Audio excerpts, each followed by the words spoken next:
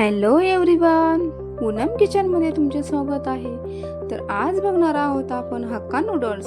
अगदी चायनीज सेंटरला आपण खातो तसे हक्का नूडल्स आपण घरीच बघणार आहोत। तर बघूयात रेसिपी। इथे मी नूडल्स घेतले 2 पॅकेट। आता आपल्याला उकळून घ्यायचे। 80% आपल्याला नूडल्स उकळून घ्यायचे। तर बघूया पुढे आपण। इथे मी घेतला 1 वाटी कांदा, 1 गड्डा लसूण घेतलाय, कट करून घेतलाय लसूण। मिरच्या घेतल्या 5-6 मिरच्या लांब कापून घेतल्यात मी।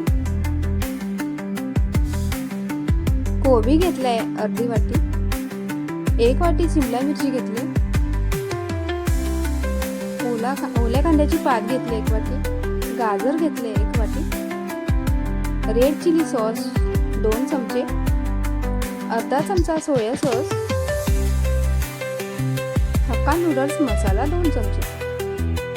तर मी लास्ट प्रेझेंटेशनसाठी कांद्याची पात घेतली, पात थोडी कट करून घेतली इथं आणि गोल गोल कापून असा कांदा घेतलाय।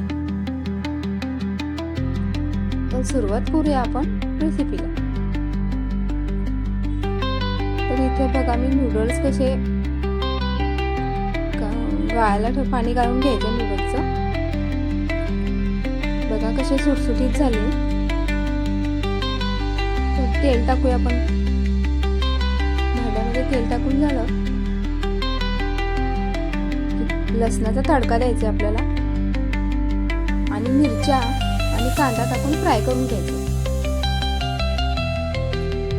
चांगलं लालसर फ्राय झालं की त्यामध्ये आपण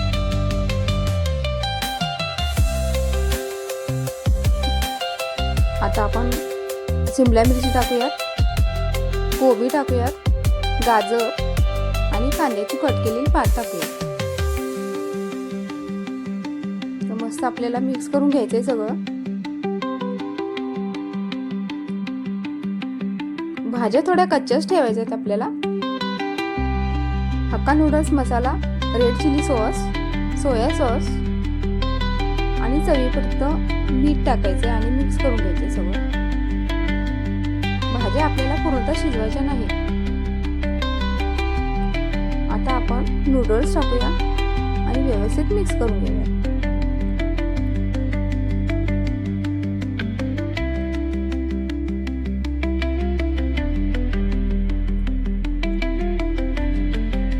बघा आता आपण पूर्ण व्यवस्थित मिक्स करूया।